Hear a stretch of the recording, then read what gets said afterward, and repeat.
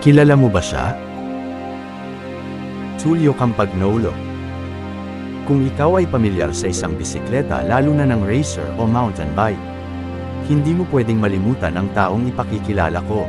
Si Tulio Campagnolo na tawagin na lamang nating Toglia ay isang Italian racing cyclist at inventor na ipinanganak sa Vicenza, Italy noong 1901 sa isang middle-class na pamilya, at nagsimula sa kanyang pag-imbento ng mga imbensyon sa hardware store ng kanyang ama. Bilang inventor nagpatent siya ng quick-release screwer. Ano ito? Kung ang isang bisikleta ay na-flat o nabaluktot ang rim ng gulong nito. Hindi mo matatanggal ang gulong kung wala kang layabe, sa screwer snap lang, ang lever tanggal na. Kung bakit sinaliksik niya ito ay dahil sa kanyang experience sa pagbibisikleta. Noong 1922 sinimulan ni Campagnolo ang kanyang amateur na karera sa cycling.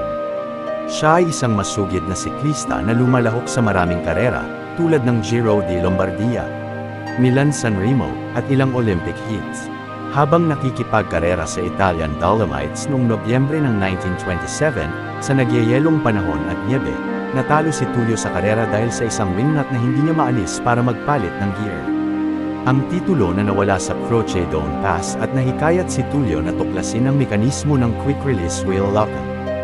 Ang quick-release screwer na ito, na ginagamit ngayon, ay nagbibigay daan sa pagtanggal ng gulong ng bisikleta at mabilis na muling may pag-ugnay. At siya ang una sa kanyang maraming imbensyon mula sa pagawaan ng Vicenza ng kanyang ama kung saan siya kilala. Sa panahon ng kanyang buhay si Tulio Campagnolo ay nag-apply para sa maraming mga patent, at maraming mga pagpaparehistro ng disenyo.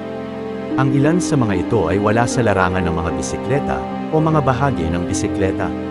Ang kanyang mga disenyo ay lubhang maimpluwensya, at napakalawak na kinopya. Noong 1933, ang unang quick-release hub ay ginawa ng Campagnolo. At nang taon ding yon na patent niya ang sliding hub, dual-seat steerrad-operated, back pedal derailleur, na kilala bilang Cambio Corsa. Noong 1949, ipinakilala niya ang Grand Sport twin cable, parallelogram na derailleur sa Milan Trade Show. Ito ang unang modernong derailleur. Si Tulio ay isa ring innovator sa engineering ng mga materyales para sa disenyo ng bahagi ng bisikleta. Noong 1961, siya ang unang gumawa ng mga bahagi gamit ang low-pressure magnesium casting. At gumamit siya ng mga bagong aluminum alloys at titanium. Noong 1966, pinatent din niya ang pambukas ng bote ng alak na self-centering ng Campagnolo. Namatay si Tulio Campagnolo noong 1983, pagkatapos lamang ng pagpapakilala ng Grupo del Cinquantenario. Ika-50 anibersaryo ng Campagnolo Group Set. Ang group set ay kadalasang ginawa mula sa mataas na uri ng aluminyo, at may espesyal na kulay ginto na mga bahagi, upang makilala ito mula sa mga karaniwang pangkat ng produksyon. Maraming profesional na siklista ang gumamit ng mga bahagi ng Campagnolo, kabilang sina Fausto Coppi, Gino Bartali, Eddie Merckx, Bernard Hinault, Greg LeMond, Miguel Indurain at Philip Gilbert.